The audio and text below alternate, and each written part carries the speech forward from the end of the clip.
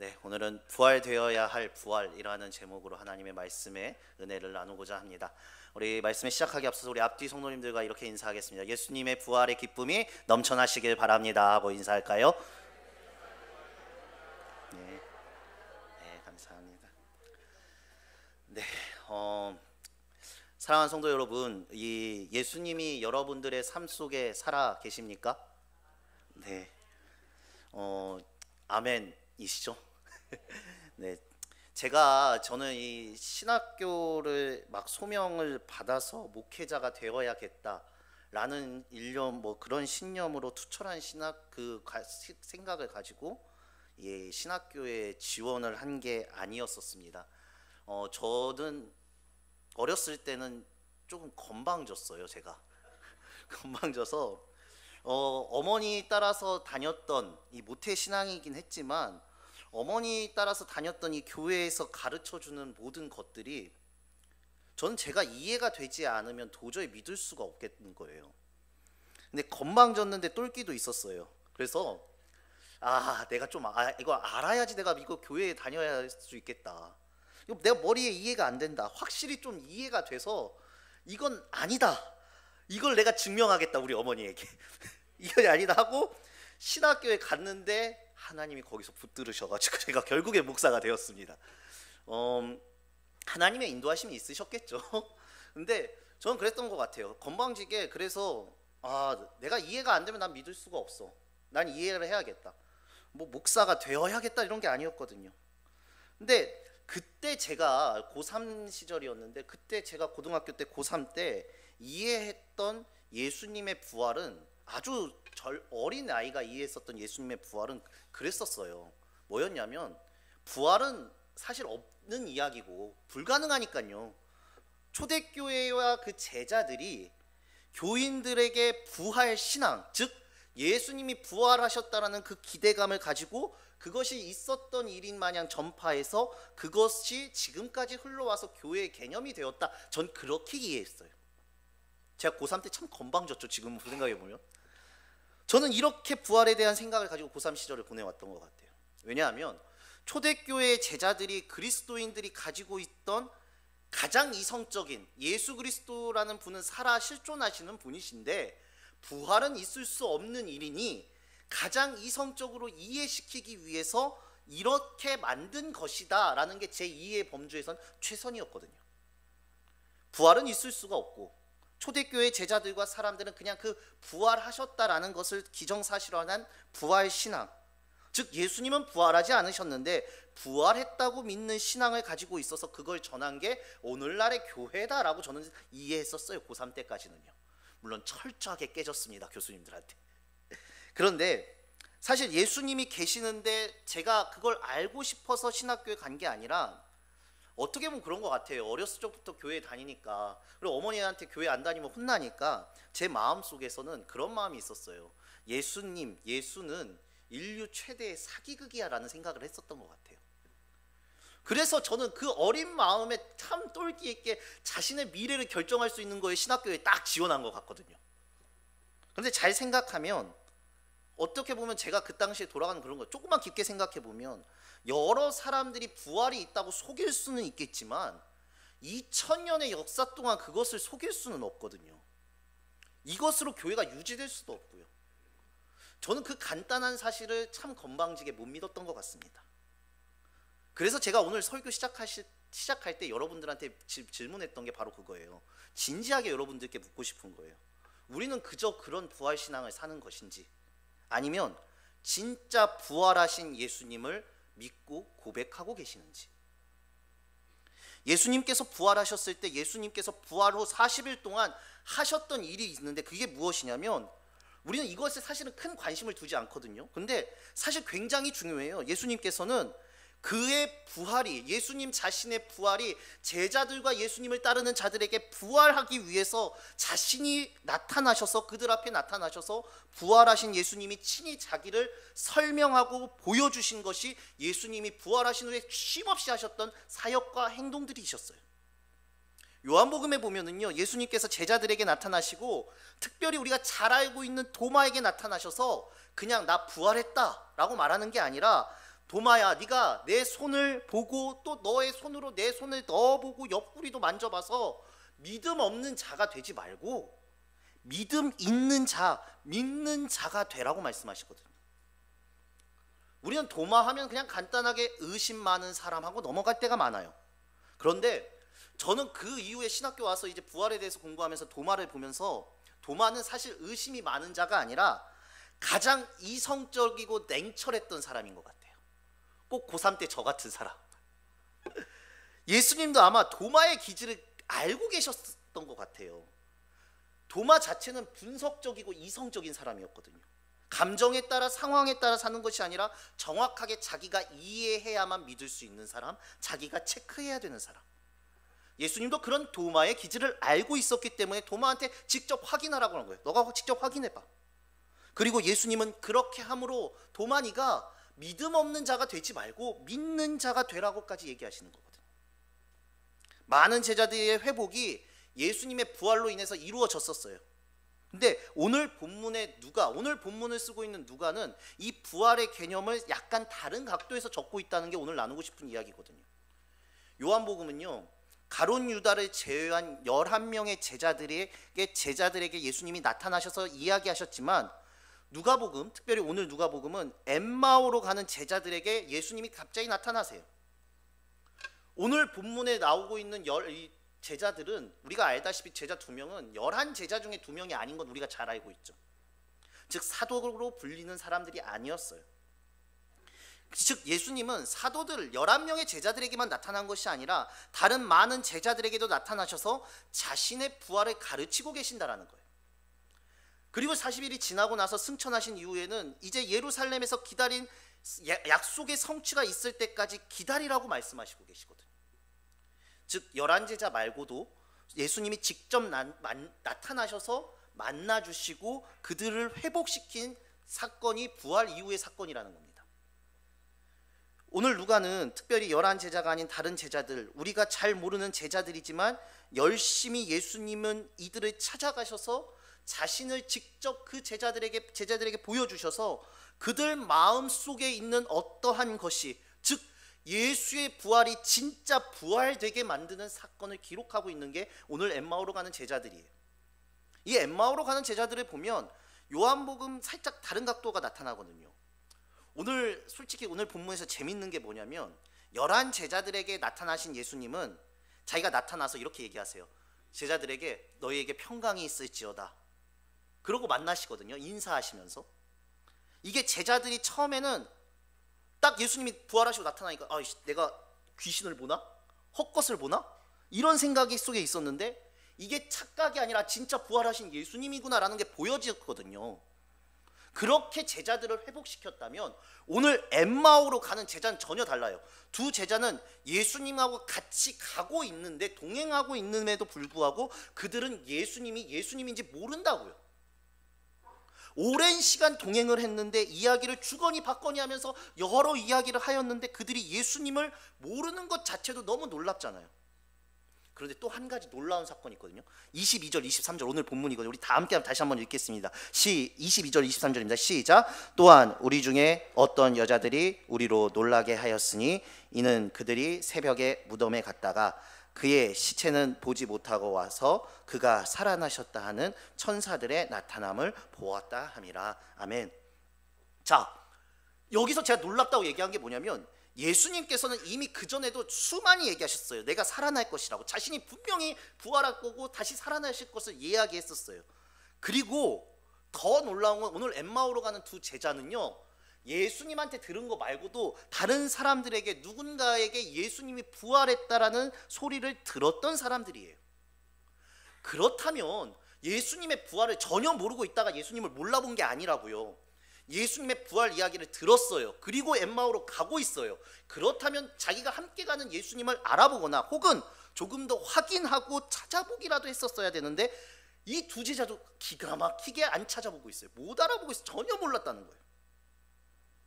오늘 엠마오로 가는 제자들이 예수님이 살아나셨다라는 말을 들었었다면, 그리고 예수님과 동행했다면 이 예수님의 말씀을 듣고 조금 기다리거나 아니면 제자들과 함께 있던지 확인을 해야 되는데 떠나는 것도 웃긴데 정말 놀라운데 예수님하고 함께 하면서도 예수님을 몰라본다는 것도 웃긴 거예요.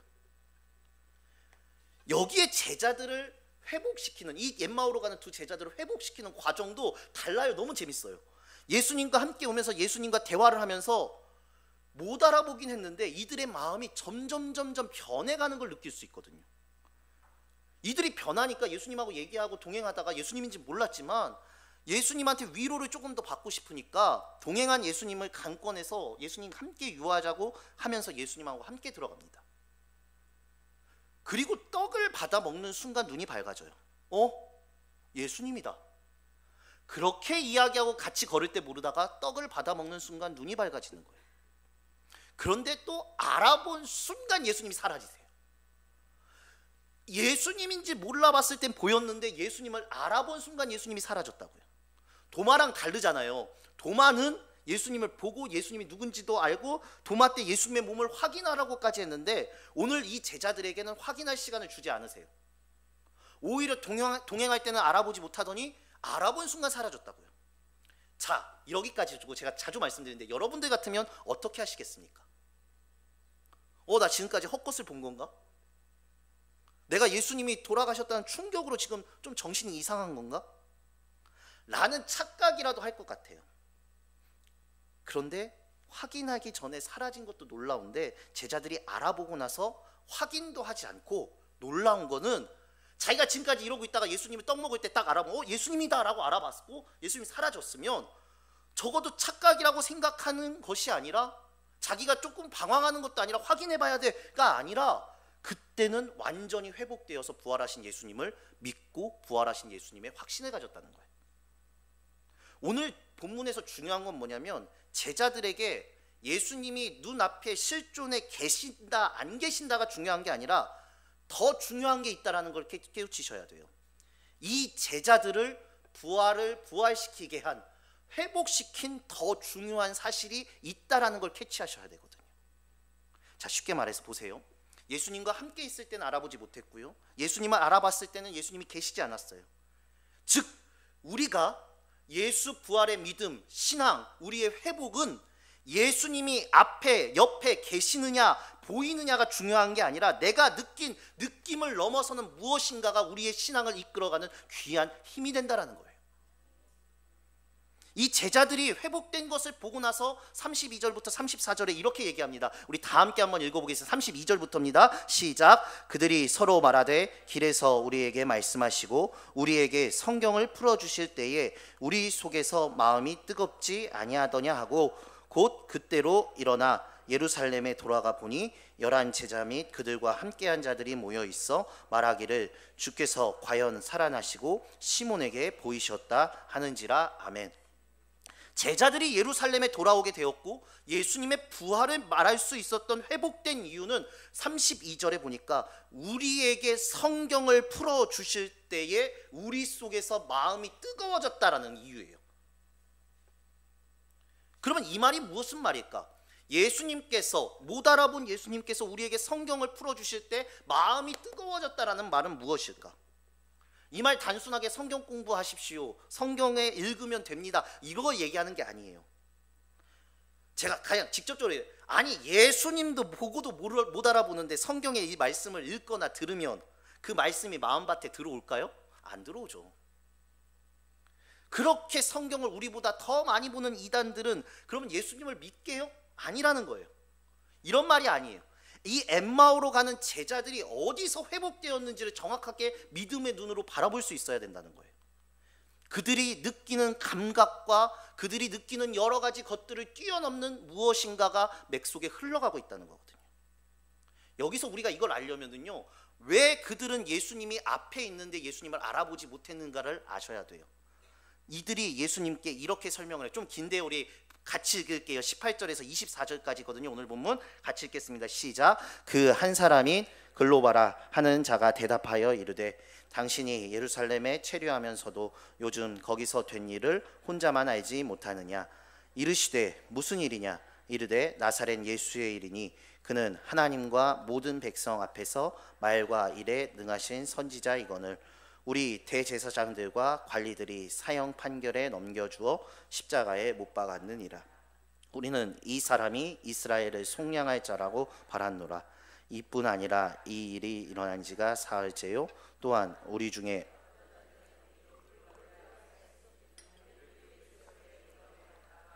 그의 시체는 보지 못하고 와서 그가 살아나셨다 하는 천사들의 나타남을 보았다 함이라.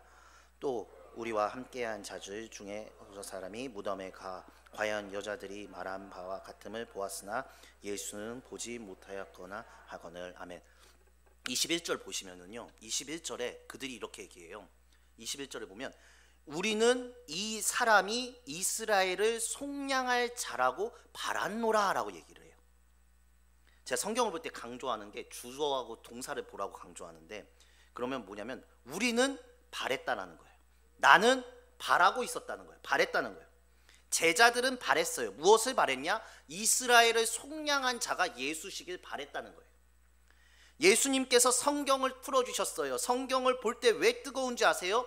우리가, 즉 내가 바라는 예수, 그게 아니라 성경이 말하는 예수와 내가 바라는 예수가 충돌하기 때문에요. 성경은 무엇을 이야기하냐면 예수님이 누구이신가를 이 신약성서 이전에 이미 구약성서에 수도 없이 설명했었어요. 그러나 그들도 성경을 읽을 때 무엇을 보면서 읽었느냐, 들었느냐? 내가 원하는, 우리가 원하는 예수를 보면서 들었다는 거예요. 내가 바라는 예수가 이스라엘을 회복시킬 사람일 줄 알았는데 이스라엘을 회복시키지 않으니 이들은 소망이 없어져 버린 거예요. 그래서 이들이 떠난 거거든요. 우리가 제자 훈련을, 제가 뭐 이렇게 할 때 그 제자 훈련 속에서 영적 싸움 얘기할 때, 전쟁할 때 싸움의 주제 속에 내면의 문제 있을 때 자신의 내면을 돌아보라고 하면서 제가 생각에 대해서 얘기를 하는데, 생각은요 이런 습성이 있어요. 생각이 처음에 사단이 생각을 우리에게 넣어요. 하나님의 생각이 있고 사단의 생각이 있고 내 생각이 있어요. 하여튼 생각이 들어와요. 그러니까 성경에서도 가룟 유다에게 예수를 팔 생각을 넣었노라라고 얘기하거든요. 생각이 들어올 때 내가 이 생각을 꽉 잡고 있어야 돼요. 잡는다는 건 점검해야 돼요. 이 생각이 어떤 생각인가?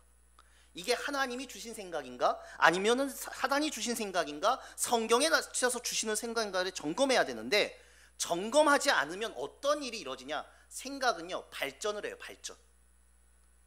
제가 오늘 제 얘기를 많이 하는데 왕자병에 빠진 적이 있어요. 제가 이제 신학교 이제 학부 때 이제 신학과 과대표를 했었는데, 그때 어떤 여자 후배가 예의상 한 말이에요. 예의상 한 말인데 저한테 뭐 정신없이 일하는 모습이 좀 멋있다 그런 거예요. 저 멋있대요. 그 말을 해서 그때부터, 근데 제가 그때 왕자병에 뭐에 빠졌냐? 그 말을 듣고 난부터 여자 후배들이나 여자애들이 저를 쳐다보기만 하면 드는 생각이 뭐냐? 쟤가 나를 좋아하나? 이거 말도 안 되는 생각이잖아요. 근데 이놈의 생각이라는 게 웃긴 게 뭐냐면, 제가 다시 한번 말하지만 이제 절대 안 그렇습니다. 이제 그런 왕자병 아닙니다. 어렸을 때예요. 어렸을 때. 근데 여튼 돌아와서 이 생각이 어떻게 발전하냐면, 계속 발전해서 어떤 여자 후배가 저를 쳐다보는데 쟤가 나를 좋아하나가 아니라 이게 발전을 해서 쟤는 나를 좋아해로 변하는 거예요.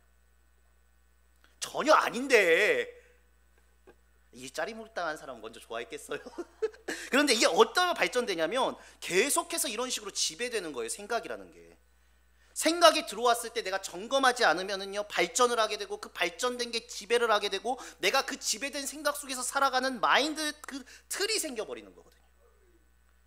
제가 예화 속에 이런 예화를 들으는데, 자, 우리가 교회에 오기 위해서 집이 2시간 걸리는 위치에 있으면 이렇게 얘기합니다. 아, 목사님, 교회가 멀어서 못 가요. 사실 이 말은 저는 철저하게 틀린 말이에요. 똑같은 말이에요. 똑같은 2시간 거리인데 집이 먼 거예요. 이해가 가세요? 교회가 먼 것이 아니라 집이 먼 거예요. 교회가 중심이어야죠. 내가 집이 중심인 거예요. 내가 중심이니까 아이고 교회가 멀어서 못 가요. 내 집이 먼 거예요. 마인드 자체가 달라지면 이게 생각이 달라진다니까요. 중심을 어디에 두느냐에 따라서 내가 선한 영향력이 나오는가 아니면 다른 맛들이 나오는가, 내 삶이 결정된다고요. 내가 빨리 나가서 교회에 나가 예배를 드려야 하는 이유가 교회가 중심인 사람과 집이 중심인 사람이 달라지거든요. 그러잖아요. 신앙 싸움은 이 싸움입니다. 신앙생활은 내가 여태까지 살아왔던 것을 내려놓고 주님이 먼저 원하시는 것을 생각하는 게 신앙이에요. 그래서 주님이 말씀하시는 거예요. 주는 그리스도시요 살아계신 하나님의 아들이십니다 라고 고백하자마자 뭐라고 하셨습니까? 십자가와 자기의 죽음의 일을 예언하셨을 때 베드로가 막았고 베드로에게 뭐라고 하냐면 사단아 물러가라라고 하잖아요. 그때 예수님이 뭐라고 얘기하냐? 네가 하나님의 일은 생각하지 않고 사람의 일을 생각한다라고 얘기해요. 그리고 나서 그 유명한 그리고 누구든지 나를 따르는 자는 자기를 부인하고 자기 십자가를 지라고 얘기하는 거예요. 신앙에서 중요한 것은 부인, 즉 내 생각, 내 마인드를 점검하는 거예요. 어떤 걸 부인하느냐? 내가 바랬던 예수를 부인하는 게 신앙생활이에요. 똑같은 예수를 두는데 내가 바랬던 예수를 내려놓고 하나님이 원하시는 것을 채워가는 게 신앙생활이에요. 요즘 SNS 개인주의 사회가 개인이 너무나 강해요. 내가 알아야 하고 내가 설득해야 되고 내가 모든 것을 해야만 하는 시대예요. 즉 내 중심적인 시대로 변했어요. 어쩌면 이 시대가 가장 인본주의적 인간 중심적 시대라고 할 수 있어요. 그래서 우리 항상 그러잖아요. 내 꿈은 뭐고 내 가정은 어떻게 해야 되고 내가 해요. 근데 예수님을 따르는 건 이게 부인되셔야 돼요, 여러분들. 내가 원하는 꿈, 내가 원하는 삶, 내가 원하는 교회, 내가 원하는 인생, 이게 부인되어야 되는 거예요. 예수가 원하는 삶, 예수가 원하는 꿈, 예수가 원하는 교회, 예수가 원하는 인생이 회복되어야 진짜 신앙인이 되는 거거든요. 그런데 이게 뭐냐면 우리가 바랬던 게 무너지면 철저하게 예수를 떠나버리거든요. 오늘 이 엠마오의 제자들처럼. 그래서 예수님께서 성경을 통해 회복시키셨냐? 하나님이 원하시는 것을 회복시켜 버리시는 거예요. 오늘 본문에 보면 하나님이 원했던 게 회복되니까 그게 들어오니까 뜨거워지기 시작하는 거예요. 내 신앙이. 이들은 놀랍게도 하나님이 원했던 것을 들은 순간 나를 감싸고 있던 마인드가 깨지고 시야가 바뀌기 시작해요. 예수님이 보이지 않는데 내 마음속에 예수가 보이기 시작하는 역설이 시작되는 거예요. 지금 고난주간을 지나고 우리가 부활절 예배를 드리고 말씀을 들었지 않습니까? 참 어려운 게 있는데 이게 고난주간에는 이게 뭐냐면 예수님이 이 땅에 살아가면서 우리를 살아가시기 위해 고난, 여러 어려움들을 묵상해야 되잖아요. 그런데 이 고난을 묵상과 동시에 부활주일의 부활도 묵상해야 돼요. 상당히 상충되거든요. 고난이면 뭔가 슬픈데 부활이면 기쁜데 이걸 같이 묵상하기가 이게 묵상의 말씀을 나누는 목회자로서는 좀 힘들어요. 아이러니예요. 고난에 깊이 빠지면 제 마음속에 슬픔과 아픔이 있는데 깊이 빠지면 빠질수록 또 부활절의 기쁨도 생각해야 돼요. 이 시기가 제일 어렵거든요. 차라리 성탄절은 좋아요. 기다리고 대림절 기다리고 예수님 나셨다니까 기쁘거든요. 근데 이 고난주간이 어려워요. 그런데 이때 부활을 바라본다는 게 정말 쉽지 않아요. 부활절에도 우리가 부활절 하루만 딱 생각하고 그 주간 교회에서는 부활주일, 첫째 주일, 둘째 주일 지키고 있는데 그것에 대해서는 우리가 부활의 기쁨을 나누지 않는다고요. 제가 감동 깊게 읽었던 책 중에 하나님의 지하운동이라는 책을 쓰신 리차드 범브란트라는 목사님이 계세요. 이 책은 쉽게 보면 그냥 간증집이에요. 근데 어떤 한 목사님의 추천을 받아서 제가 이 책을 읽었는데 큰 감동을 받았거든요. 이 책이 지금은 절판돼서 안 나온다고 들었습니다. 엄청 옛날 책인데 이 책을 쓰신 리차드 범브란트 목사님은 루마니아라는 곳이 공산화가 되었을 때 그때 기독교 협회장을 맡고 계신 분이에요. 근데 이 목사님이 당연히 공산화에 대한 반대 운동을 하셨고 그로 인해 감옥에 가게 되십니다. 이 책 하나님의 지하운동, 이 리차드 범브란트 목사님이 감옥 생활을 할 때 감옥에서 쓰신 간증집이거든요. 루마니아 기독교 협회 회장이기 때문에 공산에서 차마 죽일 수가 없었어요. 왜냐하면 사람이 워낙 대표적인 인물이니까 죽였다간 무슨 반란이 일어날지 모르죠. 공산화가 되면서 죽이지는 않았지만 수많은 고문과 여러 가지 어려움들을 줘요. 처음에는 핍박했고 중요한 사람들 변질시키려고 고문을 하거든요. 이 책의 제일 마지막 부분에 마무리가, 제가 마무리에서 정말 은혜를 받았는데 이 마무리가 이렇게 돼요. 이제 끝까지 변절하지 않는 사람들을 모아놓고 루마니아 공산당이 어떻게 하냐면 한 명 한 명을 다 독방에 가둬버려요.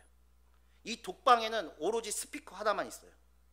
아무것도 없고 스피커 하나만 있고 그 스피커에서 24시간 내내 기독교는 죽었다, 기독교는 죽었다, 아무도 널 사랑하지 않는다, 아무도 널 사랑하지 않는다, 이게 반복되게 24시간 내내 나와요. 잠을 잘 때나 일어날 때나 24시간 내내 그 소리를 듣고 있어야 돼요. 이걸 계속 듣는 거예요. 믿음은 들으면서 난다 그러잖아요. 계속 듣게 만드는 거예요. 그리고 계속 이것만 했으면 끝이 아니라 홀로 고립되어 있는 사람들한테 이제 나중에 뭐라고 하냐면 이 목사님을 포함해서 너희들에게 면회를 시켜주겠다. 가족 면회를 시켜줄 테니 가족에게 편지를 쓰라고 해요. 근데 가족들한텐 전해지지가 않아요. 그럼 어떻게 되냐? 면회할 거 기대할 거 아니에요. 나 이제 면회한다. 면회를 기다리고 있는데 그 면회 시간에 가족 누구도 오지 않아요. 왜? 모르니까. 그 몇 년째 그런 것을 하고 있고 돌아가는 뒷걸음에 대고 간수가 이런 말을 하는 거예요. 거봐, 너만 바보잖아. 가족도 너를 찾지 않고 누구도 너를 찾지 않아. 누가 너를 찾느냐? 그 말을 듣고 또 실망감에 방에 돌아오면 기독교는 죽었다. 기독교는 죽었다. 아무도 널 사랑하지 않는다. 이 끔찍한 상황에서 리처드 범블란트 목사님이 이렇게 기도합니다. 그렇다. 나는 이제 기독교가 죽었다고 믿는다. 그러나 십자가에서 예수님이 죽으셨을 때 그 밑에 울고 있는 마리아처럼 나는 여전히 기독교 밑에서 울고 있겠다. 그리고 난 후에 이분이 풀려나요. 그리고 이 책을 쓰셨는데 저는 이 책을 읽고 감동받았던 게 이렇습니다. 주님, 저는 제 느낌과 제 상황과 제 눈과 제 감정으로 신앙생활하지 않겠습니다. 주님께서 나에게 맡기신 일이 있다면 저는 그 자리에서 지키다가 하나님께 끝까지 가겠습니다. 제 느낌이 하나님이 살아계시지 않는 것처럼, 예수님께서 부활하신 않은 것처럼 느껴질 때 내 인생에서 하나님이 없고 하나님은 간섭하지 않고 주님은 살아계시지 않는 것처럼 느껴질 때에도 제 느낌으로 저는 신앙생활하지 않겠습니다. 주님이 살아계시기에 십자가 아래 울고 있던 마리아처럼 주님이 있으라는 그 자리에서 울면서 버티겠습니다. 제가 이 고난주간 속에 이제 설교를 이렇게 좀 순서가 바뀌는 바람에 묵상을 하다가 이 기도가 생각나서 오늘 말씀에서 전해드립니다.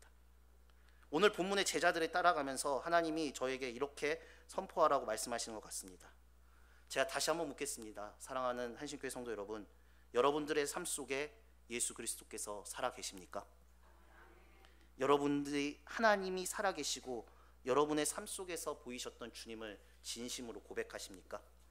부활이란 무엇입니까? 예수님이 살아났다라는 것입니다. 주님이 살아났으면 주님 앞에서 신앙생활하는 게 신앙이고 그게 바로 부활신앙입니다. 주님, 내 감정대로 살지 않겠습니다. 엠마오로 가는 두 제자처럼 자신이 느꼈던 예수를, 내가 바랬던 예수를 쫓는 게 아니라 사망 권세를 이기고 주께서 바랬던 것, 주께서 원했던 것, 주님의 부활을 쫓는 신앙인인 제가 되겠습니다. 예수님 앞에 있으면 내 안에 예수만 있어야 되는 겁니다. 여러분들이 예수님을 먹고 쫓아가신다면 제자들은 여러 방향으로 흩어졌지만 예루살렘으로 모이게 하셨던 그 예수님이 여러분들을 다시금 예수 앞에 모이게 하실 것입니다. 예수님을 쫓아가면 분명히 예수님께서는 우리의 삶 가운데 부활의 은혜를 흘려보내 주신다는 거예요. 계속해서 부활주일 지키면서 우리는 부활의 의미를 묵상하는 절기를 보냅니다. 부활절 하루로 끝나는 것이 아니라 지키는 그날만 지키면 되는 것도 아닙니다. 주님은 살아계시고 여러분을 지금도 이끌어가고 계십니다.